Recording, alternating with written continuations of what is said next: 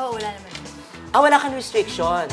Anthony, bakit wala na pala sa restrictions? Bakit hindi mo ginawa? Charot. Ginawa niya. Ginawa niya. Anthony, hindi ka nagsabi ng totoo. Ginawa niya. Pero siguro, hindi lang siguro yung ganun na ganun. Like, intense sa intense. Pero meron naman. May hinawa ka, pero hindi niya naman nilik yung...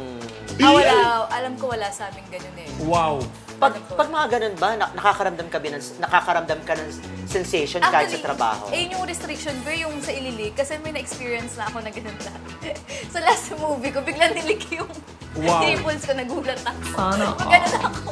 Pag ano, kakala na-arouse or something, pero nagulat ka. Oo, nagulat Hindi ka naman ako. nagalit. Hindi naman kasi nung time na yun, bago lang din yung guy. So baka hindi niya alam or di nasabihan, di na-brief ng maayos. Oo. So, nakaramdam ka ba ng sensation o mas more on gulat? Yung time na yun, yung nalik na accidental, parang more on gulat eh. Pero siguro kung si ano yung gagawa. Sino? Okay lang siya. Sino gagawa? Sabi mo, sa mga Wait, nandiyan pa ba yan? Sino? Si Anthony ba? Kung si Anthony Nandiyan gagawa? pa ba? Baka naririnig.